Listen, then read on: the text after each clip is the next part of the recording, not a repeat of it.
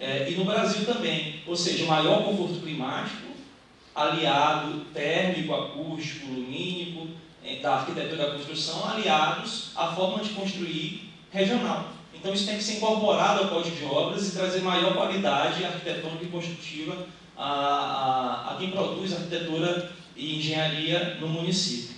Pode passar.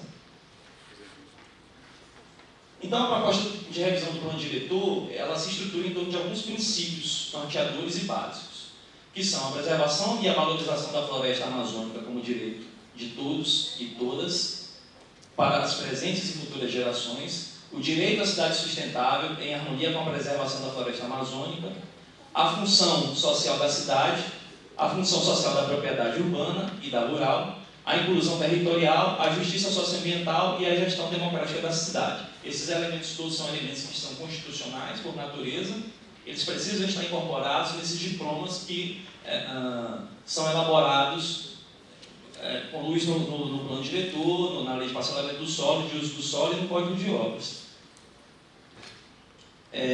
Dentro do processo de revisão do plano diretor, apareceram e foram discutidos e debatidos grandes desafios. Esses grandes desafios, eles foram expostos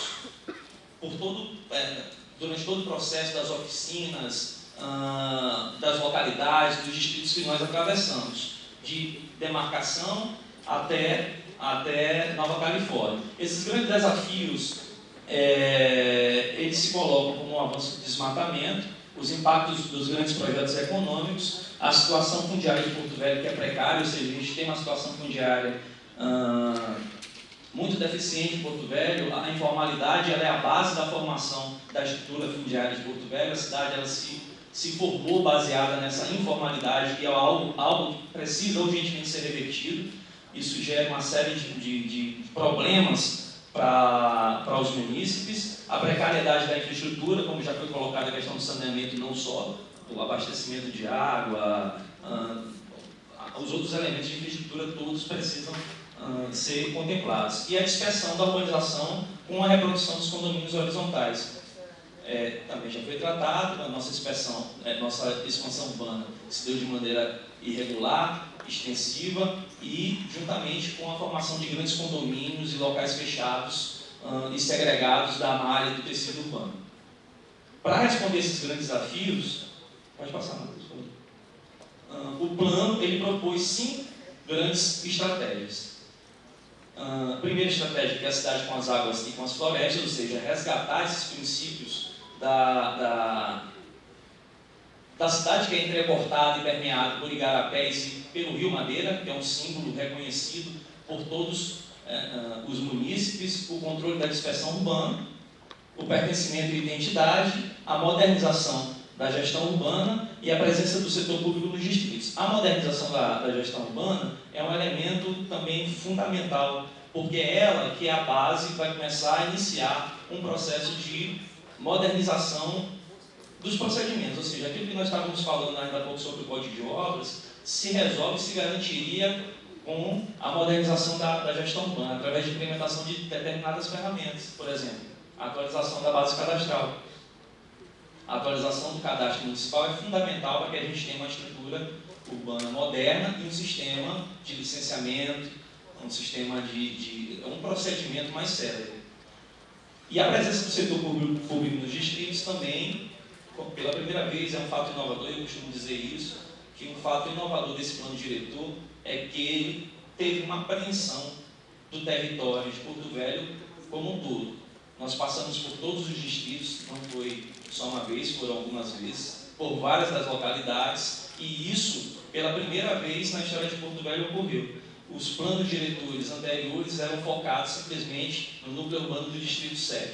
Então, através dessa abordagem, dessa apreensão, a gente começa a perceber que uma presença maior do setor público nesses distritos é o primeiro passo para a qualificação dessas localidades. Existe alguma diretriz temática do plano diretor, baseado no que eu acabei de dizer, ou seja, a apreensão do território municipal de Porto Velho como um todo, que foram colocadas nesse grande planejamento que é o macrozoneamento, ou seja, é a subdivisão do território em grandes áreas que têm que ser consideradas com a finalidade de trazer maior qualidade para o planejamento urbano. Então, nós temos algumas áreas que são áreas com uma feição de sociobiodiversidade, que requerem uma maior preservação do que está posto enquanto lugar, ou seja, a gente tem áreas que são áreas que não podem ser desmatadas, então essa área em verde, que é a área de sociobiodiversidade, ela tem que ser preservada e garantida, né? Sobretudo nos pontos onde há muitos focos de desmatamento.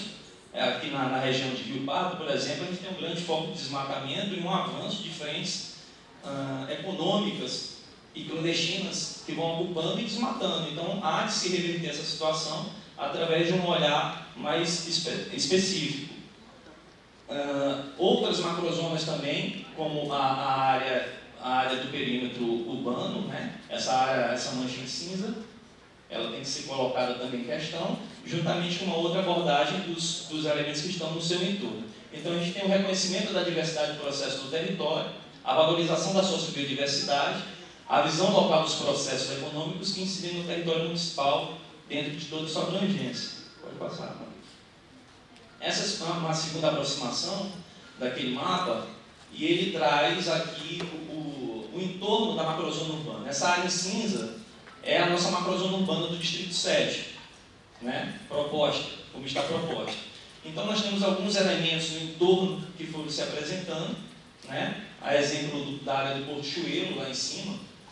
Quer dizer, a gente tem hoje um movimento de execução portuária, logística industrial, que está se colocando na região do Porto Chueiro, que hoje o nosso plano diretor é proibitivo, ele veta qualquer instalação portuária industrial naquela região, mas que a proposta do novo plano contempla. Ou seja, ele abre essa perspectiva, abre essa possibilidade, mas abre essa possibilidade dentro de critérios especiais. Que critérios especiais são esses? A mitigação dos impactos que vão ser ocasionados. Ou seja, a partir do momento que você abre essa perspectiva, você consegue dimensionar e calibrar os impactos, sejam locais ou regionais, que essas estruturas vão trazer. Então, isso é uma nova abordagem também, está sendo considerada, sem deixar de levar em consideração a área portuária que já está estabelecida. Uma outra questão, pode passar. Volta um pouquinho, por favor. Uma outra questão também é a colocação do setor chacareiro, né? Que fica aqui à margem leste do perímetro urbano estabelecido. Também foi uma reivindicação que surgiu durante o processo. O que é esse setor chacareiro? É um setor produtivo que fica à margem do nosso perímetro urbano, subsidia a produção alimentar para o município, né? Então, é muito importante e é uma reivindicação que foi colocada por movimentos do setor e está contemplada também no plano diretor. Assim como a área especial da Vila Princesa, uma comunidade também que se manifestou durante o processo e foi contemplada pelo plano, pela tratativa do plano. Pode passar. Então, dentro do zoneamento urbano, que é uma terceira aproximação, a gente tem algumas diretrizes, que são a contenção da expansão urbana, ou seja, precisa ser combatida, a priorização da qualificação urbana da cidade existente, a indução do aproveitamento de terrenos vazios. Essa mancha em vermelho, pela estimativa que foi colocada durante o diagnóstico, tem aproximadamente 1 milhão, isso já foi dito algumas outras vezes, mas eu acho bom frisar, 1 milhão de metros quadrados de área de terreno vazio.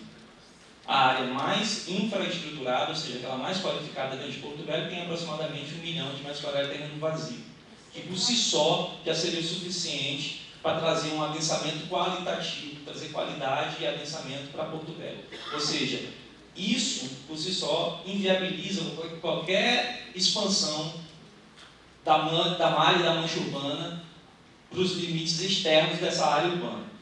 Essa área de dentro é a área prioritária, portanto, a ser contemplada. Ok. Voltando para os distritos, esses elementos também eles foram colocados dentro dos distritos, não só do Distrito 7, como eu falei pela primeira vez. A gente tem à esquerda de vocês aí a delimitação, o indicativo da delimitação da malha urbana do núcleo urbano do distrito de Nova Califórnia e à esquerda o de demarcação, ou seja, o último distrito do Baixo Madeira e o último distrito da BR-364. Esse indicativo da delimitação do núcleo urbano, ele foi colocado também através das oficinas comunitárias expostas pelos próprios moradores da região. Tá? Então, isso reforça e sustenta o processo participativo das decisões que foram tomadas dentro do processo de construção do plano. Com relação aos instrumentos que estão sendo propostos e implementados agora, nós temos o parcelamento compulsório, juntamente com o IPTU progressivo, que induz esses terrenos vazios que estão localizados em áreas prioritárias da cidade a serem adensados, serem construídos, ou seja, não onerarem o poder público por estarem vazios. A regulamentação do estudo de impacto de vizinhança, que é um instrumento que ele se adere à construção, à edificação, ou seja, ele regula qual o nível de impacto das edificações que vão ser construídas e das atividades que vão ser exercidas. Nossa legislação atual, ela tem um foco um pouco técnico, tecnocrático. O que quer dizer isso? Quer dizer que cada uso e cada atividade ela só pode ser colocada, e cada ocupação, cada construção só pode ser colocada em determinadas zonas da cidade, sendo que outras são proibitivas. A proposta é que isso se expanda através do critério de análise do estudo de impacto de vizinhança. Então, esse instrumento é um instrumento muito importante para a gente entender quais são os reais impactos que cada atividade e cada edificação causa no território municipal e saber se eles realmente podem estar colocados naquela região em que eles se propõem. E, por último, a readequação, ou seja, uma revisão conceitual da outorga onerosa do direito de construir. A nossa outorga onerosa do direito de construir hoje, que foi elaborada em 2010, o plano que foi elaborado em 2010, ele traz um coeficiente básico de aproveitamento muito alto, igual a 3,5. O que quer dizer isso? O coeficiente de aproveitamento é a relação entre a área que eu edifico e a área do meu terreno. Então, quer dizer, se eu tenho um terreno de 1.000 metros quadrados, eu poderia construir somente 1.000 metros quadrados. Aquilo que está acima daqueles 1.000 metros quadrados